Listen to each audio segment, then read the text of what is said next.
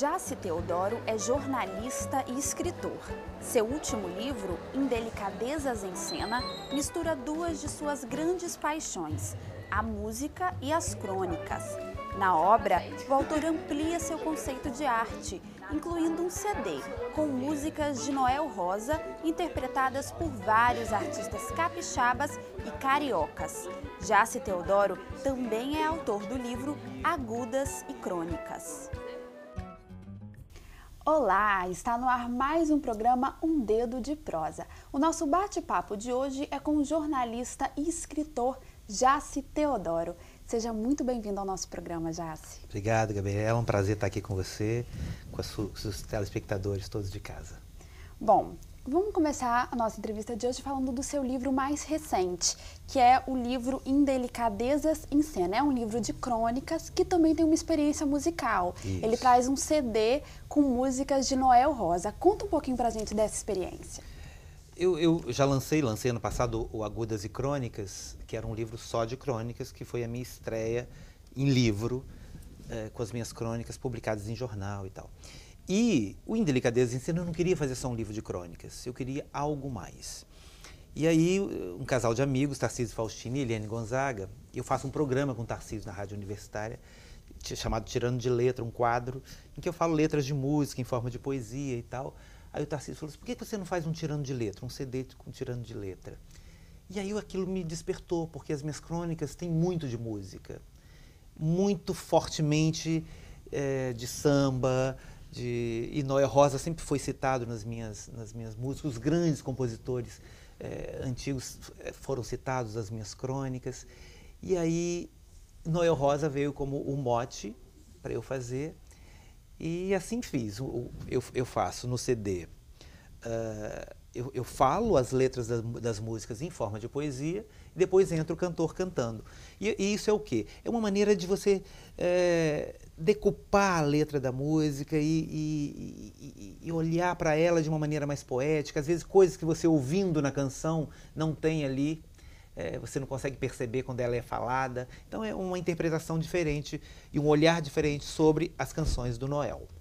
E a escolha do sambista Noel Rosa, a escolha das músicas dele, teve algum motivo especial? Ele é uma inspiração para suas crônicas? Olha, eu acho que o Noel Rosa é uma inspiração para qualquer pessoa que gosta de música popular brasileira. O Noel, para mim, foi o primeiro grande cronista da música popular brasileira, porque ele retratou ali um tempo. Se você lê a crônica de um tempo, do Rio de Janeiro dos anos 30, da boemia, da malandragem, dos amores e daquela vida dos anos 30, com uma perfeição. Se você lê aquilo, você ouve as canções e lê as letras, você se reporta no tempo e vê que aquilo dali parece ter sido escrito ontem, de tão atual que são as letras. Onde está a honestidade, por exemplo, que abre o CD, é uma delas. É uma canção que você lê e fala, isso aí acontece até hoje. E as músicas escolhidas tinham a ver com as suas crônicas do livro. Como é que foi essa relação da escolha da música e das suas crônicas? Justamente porque eu escrevo muito sobre música, sobre arte de uma maneira geral, e eu gosto muito de samba. Eu frequento muito o samba, as escolas de samba de Vitória, sou amigo da maioria dos sambistas aqui de Vitória, os chamados sambistas de raiz, como se fala, enfim. E aí eu já fiz crônica Papo Furado, que é o primeiro grande intérprete capixaba da Piedade, enfim, e mais Vera da Mata e tantos outros, Ciara. E aí, então a minha ligação com o samba me remeteu a Noel, e acho Noel um gênio da música, né? E que hoje a gente tem, na linha evolutiva da música popular brasileira, você tem vários compositores. Chico Buarque é o nome máximo dessa linha do Noel Rosa, de cronista musical, não é? Então foi basicamente isso, assim, esse ponto de contato mesmo com a música, com o samba e com a arte que eu tenho, e Noel para mim é um representante digno. O CD que tá junto, né, quem compra o livro vem com o CD, ele tem a participação de vários artistas capixabas e cariocas. Como é que foi a escolha desses artistas? São amigos seus? Como foi esse processo mesmo da produção do CD, a escolha desses cantores? Foi uma escolha afetiva, porque eu conheço, engraçado que eu sou também ator e bailarino, atuando muito pouco hoje, porque minha vertente ficou na área das letras, embora eu faça muita coisa ainda também, participações. Foi uma escolha, e eu descobri com isso muito mais gente de música. Eu tenho muito mais amigos na música, muitos. A ponto de, depois de ter escolhido, são 7 canções só, vierem reclamar para mim porque que eu não fui escolhido também. Você levou bronca ainda. Levei bronca. São 7 faixas só, gente. Mas aí eu escolhi com o perfil que aquela pessoa tinha para cantar aquela música do Noel. E aí tudo foi muito pensado, sabe? Eu nunca pensei em excluir ninguém, pensei sempre em incluir. Mas não dá para incluir todo mundo, né? Fica para a próxima, viu? Os cantores que reclamaram. E nesse CD você também cantou. Foi a primeira vez, né, que você fez esse trabalho com música, que você foi um intérprete. Como é que foi isso?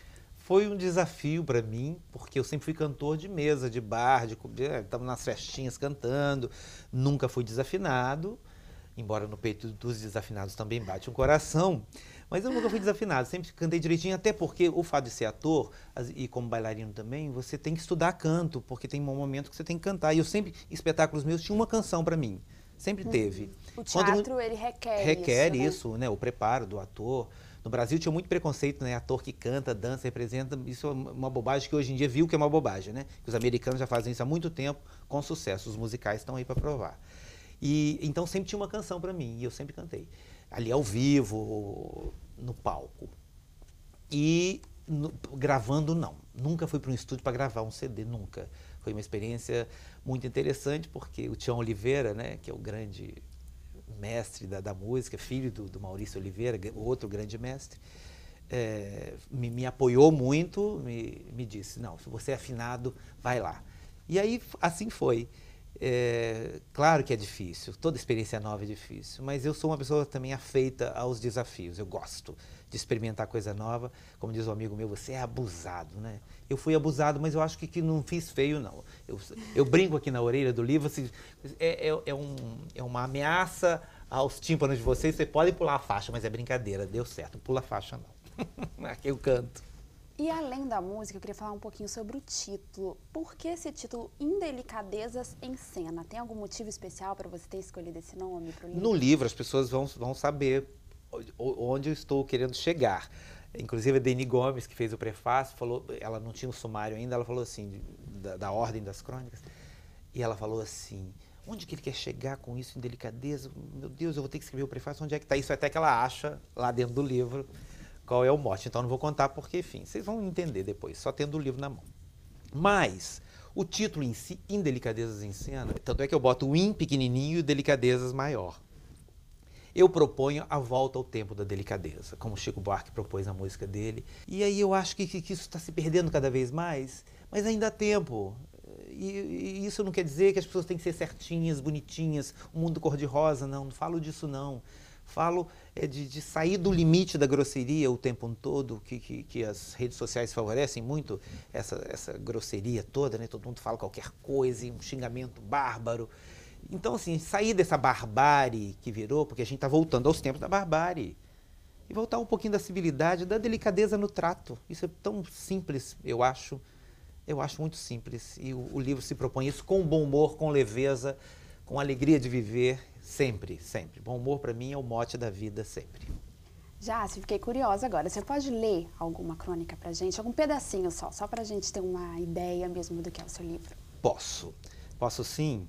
Tem uma crônica que eu escrevi que fala do ofício da nossa escrita, que se chama A Palavra como Guia. E eu acho que ela retrata um pouco de quem eu sou e de onde eu venho, para onde eu pretendo ir. Lê um pedacinho então pra gente, por favor. A palavra como guia.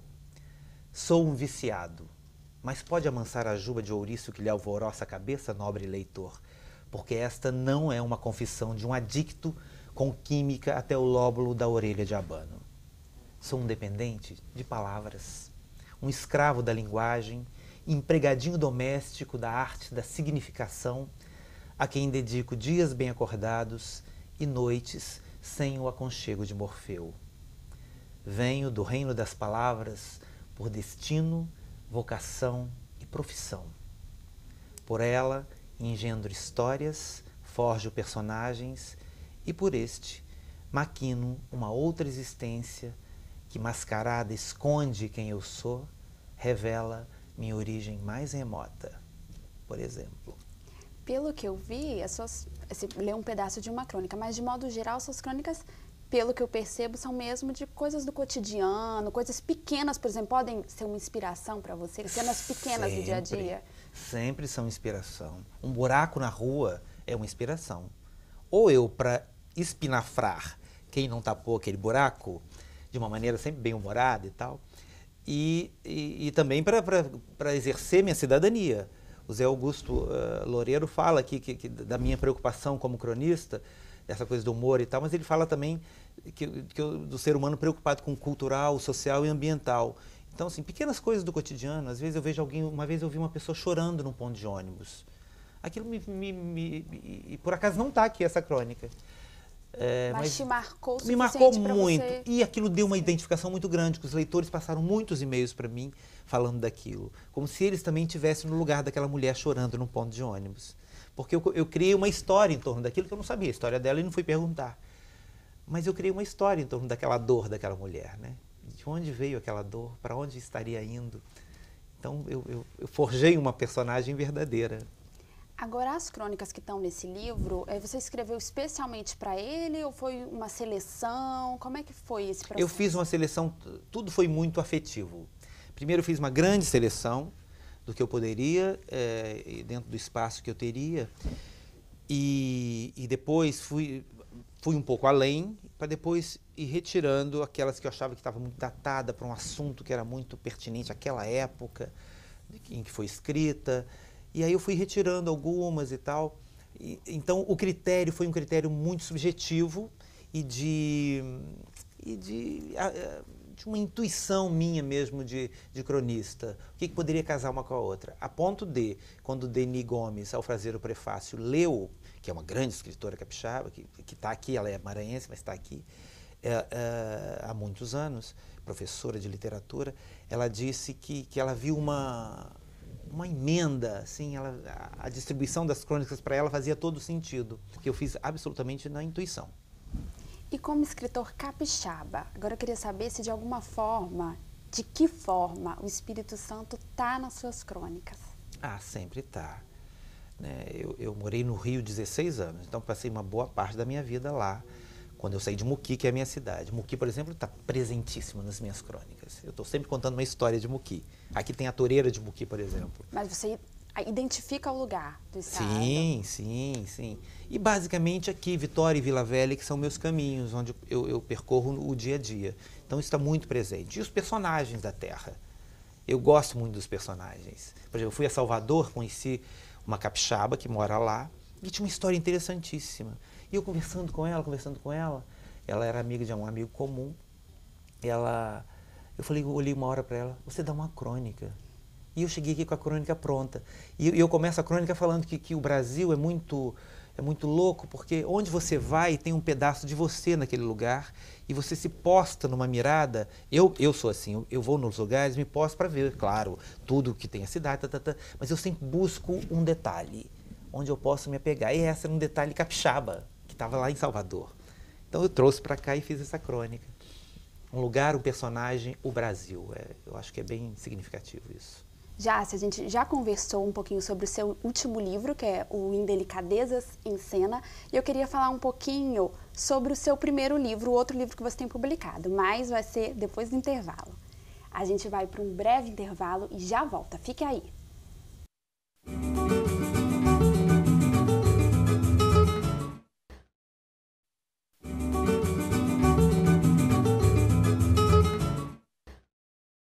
Estamos de volta com o segundo bloco do nosso programa Um Dedo de Prosa. A gente vai continuar o nosso bate-papo com o convidado de hoje, que é o Jássica Teodoro. Jássica, no primeiro bloco a gente conversou um pouquinho sobre o Indelicadezas em Cena, que é a sua última obra.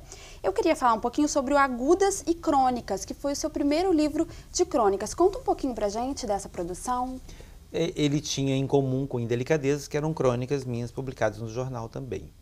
E aí eu participei de um concurso da Secult e fiquei em primeiro lugar como cronista estreante, né? E a Secult comprou os direitos autorais, teve o lançamento, enfim, foi a minha estreia. Então, eu nunca pensei em escrever livro, sabe?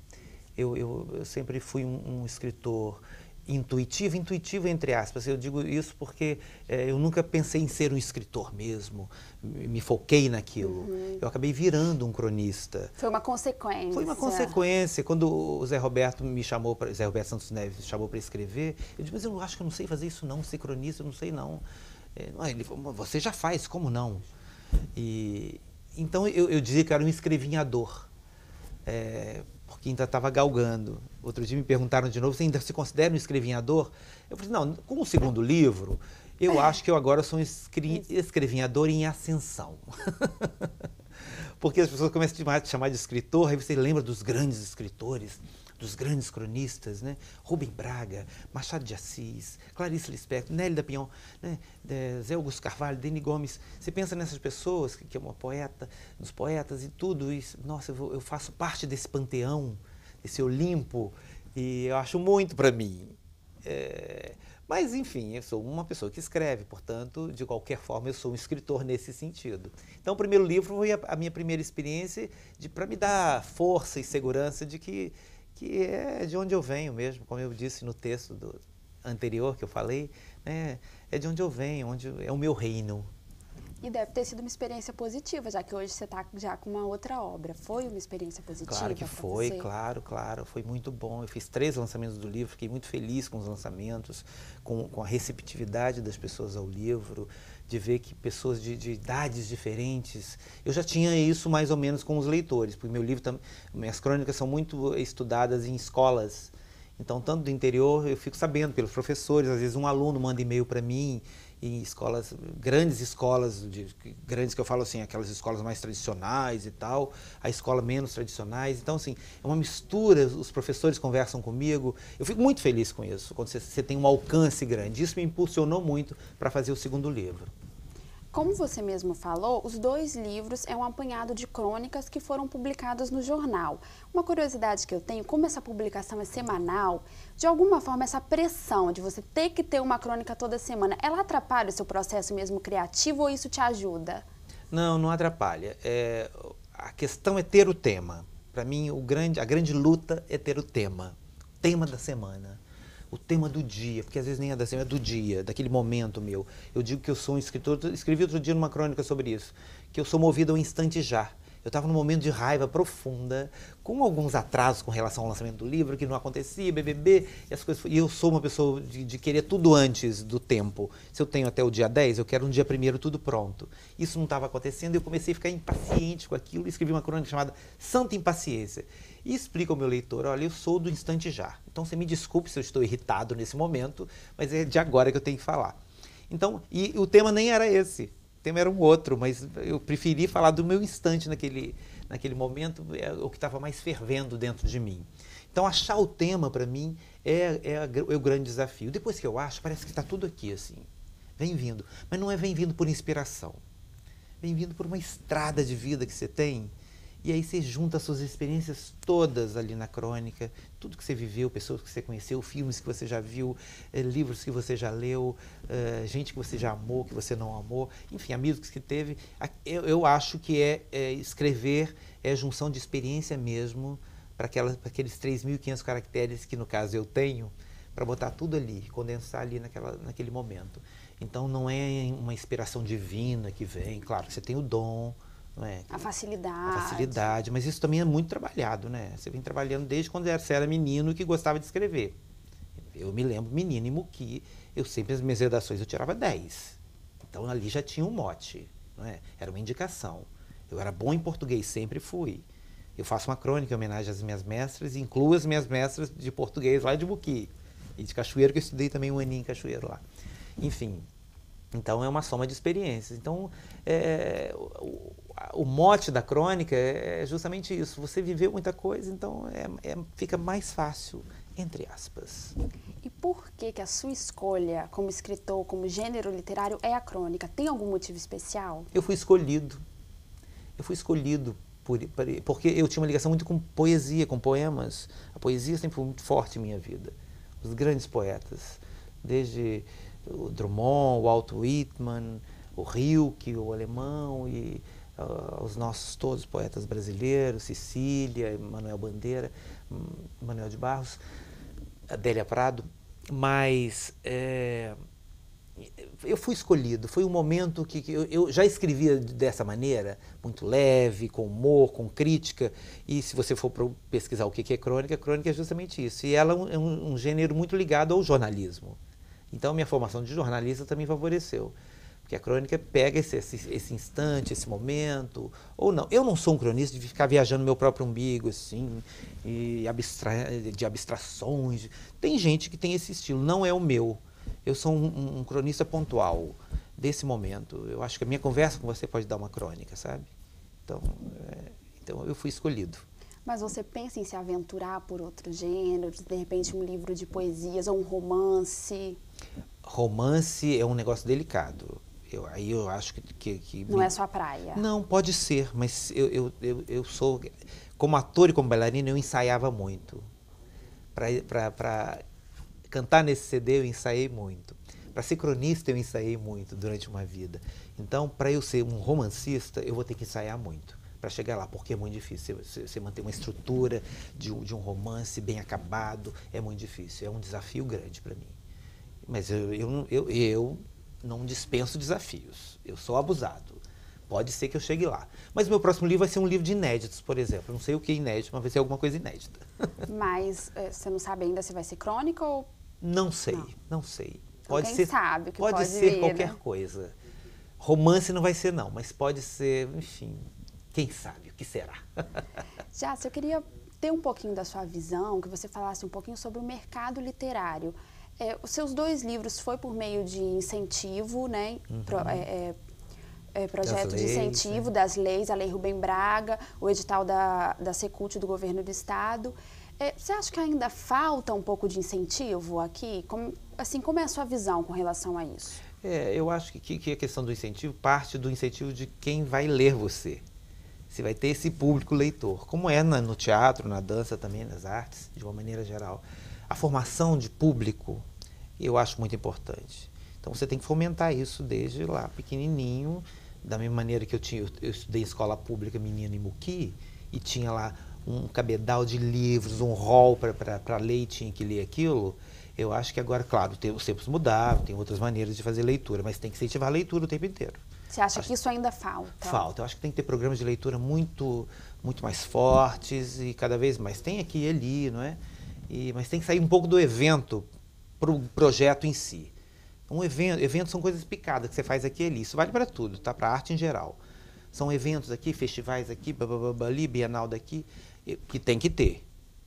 Agora, eu acho que tem que ter projetos que fixem, que tenham continuidade. E isso no caso do livro, é na leitura da escola, né? Os pais também incentivando os filhos às leituras. É um processo contínuo e longo, né? E longo. Porque foi cortado isso. Talvez, né, a modernidade, as redes sociais, a internet facilita uma leitura muito rápida de tudo. E aí se você não lê direito, você também não escreve direito. Então eu acho que é uma coisa ligada com a outra sempre. E a sua experiência como escritor com relação ao leitor? Você acha que o leitor hoje ele está valorizando a sua experiência? As pessoas que leram seu livro, você teve um retorno? Tive muito retorno, muito retorno. Esse negócio de dizer que não tem mais leitores, isso é uma mentira. Tem leitores. Faça uma obra de qualidade, respeitando o leitor, né, enfim, não minimizando a inteligência dele, né, subestimando a sua inteligência, que ele vai. As pessoas me pedem onde você vai vender seu livro, como é que tá, como é que eu faço para encontrar, no lançamento eu vendi 150 exemplares, é muita coisa. O gerente de uma grande livraria aqui de Vitória, uma grande livraria, uma rede brasileira, falou para mim que às vezes nem grandes autores conseguem vender isso. Então, agora, é evidente que o fato de eu ser uma pessoa mais conhecida, de já ter, né, aparecido em televisão, também em jornal, ajuda, né? Enfim, a imagem também ajuda, é evidente, isso tem. O que eu espero sempre é que uma pessoa que tem uma imagem pública também trabalhe com a qualidade da sua imagem pública, entendeu? Nas suas obras. porque não é isso que a gente vê no Brasil, né? Pessoas públicas temos a rodo. Agora, o que elas fazem em termos de qualidade, muitas vezes é duvidoso. E aqueles que têm muita qualidade não aparecem tanto. Isso eu lamento. E como escritor, então, você acha que está cada vez mais complicado, é um trabalho cada vez mais delicado escrever para um público de hoje, que é um público que está ligado na internet, é um público de rede social, é um público que talvez seja difícil se prender muito a uma coisa durante muito tempo, a uma leitura. Como escritor, você trabalha isso na sua obra?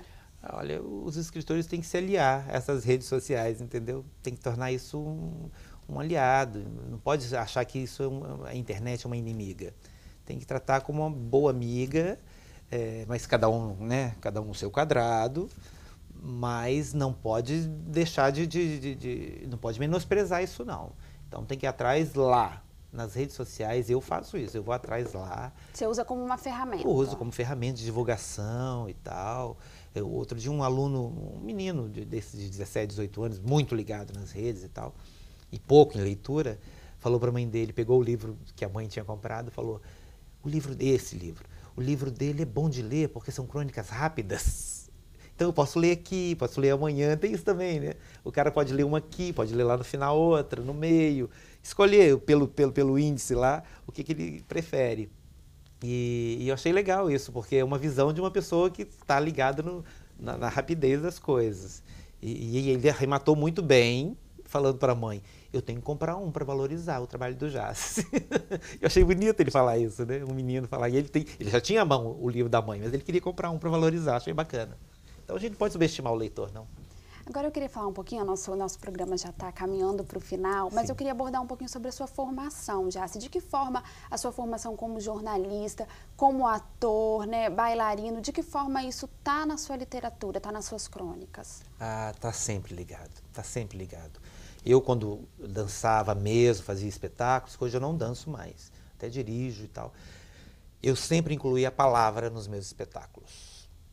Tanto é que a minha formação é em dança-teatro, então você tem que ter a palavra junto com o corpo. O espetáculo que eu fiz chamava-se A Palavra que é a Palavra, e era um espetáculo de dança-teatro. Então a palavra foi sempre junto. Eu considero que não tem como separar. Eu escrevo sobre dança, eu escrevo sobre teatro, eu escrevo sobre música, então não tem como... E a escrita, o jornalismo, então não tem como dissociar. Somos amigos eternos e fraternos. Está tudo misturado, de tudo alguma junto forma. E misturado. E o pessoal que estiver em casa e que quiser ter contato com você, adquirir suas obras, o que precisa fazer? Onde encontra suas obras hoje? Bom, tem duas possibilidades. Na livraria Leitura, no Shopping Vitória, você pode encontrar o livro lá. O livro é um livro CD, não é? Tá R$30. Ou em contato nas redes sociais comigo. Eu tenho lá meu Facebook, Jace Teodoro, só entrar lá. Ou Jace Tel, o Tel e Teodoro é com TH.